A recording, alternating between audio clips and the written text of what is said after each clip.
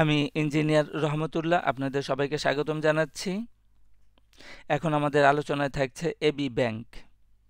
গত বৃহস্পতিবারে, বুধবারে কয়েকটা ব্যাংক এবং বৃহস্পতিবারে উল্লেখযোগ্য সংখ্যক ব্যাংকের বুলিশ মুভমেন্ট দেখা গেছে। সেই ক্ষেত্রে আমরা এবি ব্যাংকটাকে সিলেক্ট করলাম আজকের আলোচনায়। তো মূলত আমরা দেখতে পাই যে একটা আপট্রেন্ড এখানে শুরু হয়েছে 29 অক্টোবর থেকে।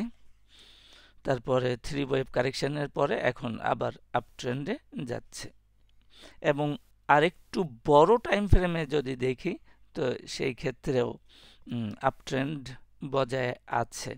তো মূলত এখানে আমরা দেখি যে এখানে ডব্লিউ বা এ বি সি এটা 3 ওয়েভ স্ট্রাকচার আছে। একইভাবে আমাদের যে ছোট টাইম ফ্রেমে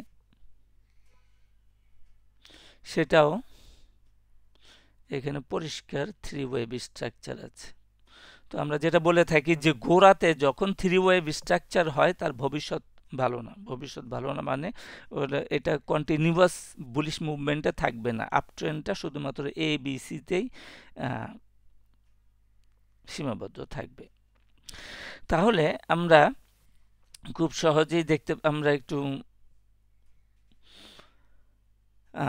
দেখি যে ডাউনে 3 ওয়েভ স্ট্রাকচার করার পরে কারেকশন হয়ে গেল A B C, then up trend এ, বি নিচে গেছে, এটা বি লোয়ার লো করেছে, সুতরাং এটা ফ্ল্যাট কারেকশন এবং এইটা 5 ওয়েভ লাস্ট এখন যেটা চলমান আছে 5 ওয়েভ স্ট্রাকচার হওয়ার সম্ভাবনা আছে এবং সেই ক্ষেত্রে আমাদের যে প্রাইস অবজেক্টিভ যেটা দাঁড়াইতে পারে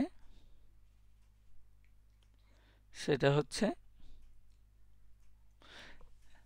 138.2% লেভেলে 9 টাকা এবং খুব ভালো করলে 10 টাকা পর্যন্ত 200% পর্যন্ত চলে যেতে পারে, যেটা আমরা এর আগেও বলেছি যে আমাদের ইনিশিয়াল টার্গেট অ্যাট 138.2% ফিবোনাসি লেভেলে এবং সেকেন্ডারি একটা টার্গেট হচ্ছে 200% ফিবোনাসি লেভেলে অ্যারাউন্ড 10 টাকা। তাই 9-10 টাকার ভিতরেই আমাদের প্রাইস অবজেক্টিভটা থাকছে। এখন আমরা আপ ট্রেন্ডের সাপেক্ষে দেখছি যে আমাদের টার্গেটটা এটা হলো ওয়েভ এ, যা কিছু কারেকশন সেটা হলো ওয়েভ বি, দেন 100% ফিবোনাসি লেভেলে হচ্ছে 9 টাকা 10 পয়সা।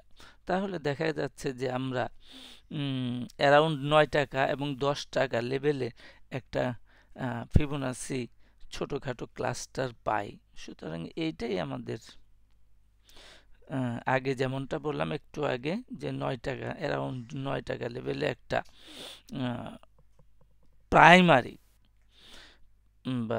প্রাইমারি টার্গেট, সেকেন্ডারি টার্গেট 10 টাকা।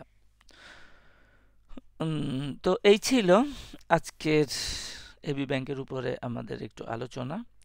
আজকে এই পর্যন্তই। সাথে থাকার জন্য সবাইকে ধন্যবাদ।